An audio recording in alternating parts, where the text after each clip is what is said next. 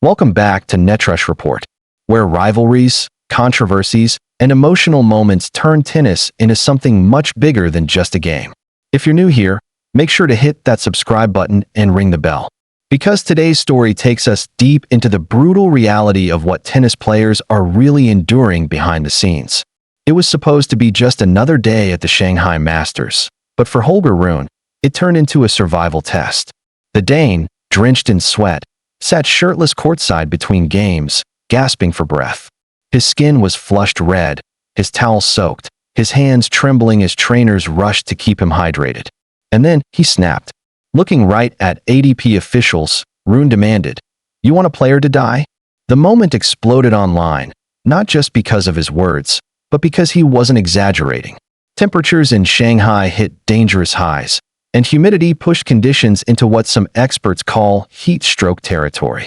Rune had just defeated Hugo Humbert in straight sets, a win that should have been a celebration. Instead, it became a warning shot to tennis authorities. Because Rune wasn't alone.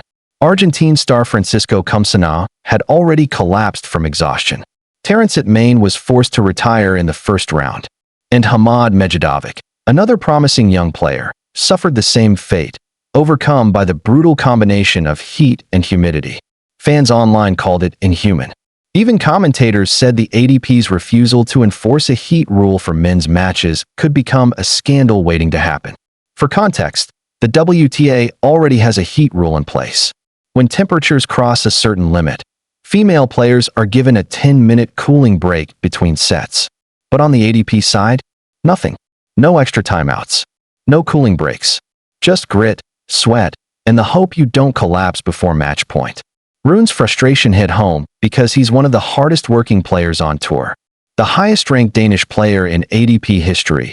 He's already made history by reaching 4 Masters finals, including that unforgettable run at Indian Wells earlier this year. He was the first Dane to ever do it.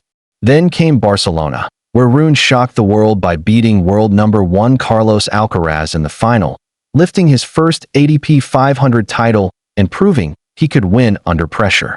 Even at the Italian Open, Rune battled through one of the longest matches since 1991, showing his toughness, endurance, and raw determination. But no amount of training prepares you for what players faced in Shanghai. Videos of Rune struggling courtside went viral, showing him barely able to speak, his body language screaming distress. Trainers fanned him, poured cold water on him, but the damage was clear. These were not normal conditions for elite sport. The Danish star later told reporters that he wasn't trying to create drama. He was raising awareness for something serious. Players need protection, he said. The heat rule exists for a reason. It's not about comfort, it's about safety. His comments reignited a growing debate. Should tennis rethink how it schedules matches in extreme weather? Fans recalled similar scenes from other tournaments, like the 2023 Australian Open, when players and ball kids were collapsing in 37 degrees Celsius heat, or the Tokyo Olympics, when Daniil Medvedev told the umpire mid-match, "I can finish this match, but I can die." Sound familiar? Rune's "You want a player to die" echoed that exact same desperation, a cry that's becoming far too common in modern tennis. Still, despite the chaos, Rune's performance didn't crumble. He powered through, moving into the third round in Shanghai, keeping his ATP Finals dream alive. After a solid run at the Japan Open, where he reached the quarterfinals before losing to Jenson Brooksby, Rune's focus has been crystal clear: consistency, momentum, and a ticket to Turin for the year-end championships. The young Dane already owns 5 ATP Tour singles titles and 3 Grand Slam quarterfinal appearances. He's got the firepower, the ambition, and now, the voice to demand change. And maybe that's what the sport needs right now. Because for all the talk about ranking points and prize money, nothing matters if the players themselves aren't protected.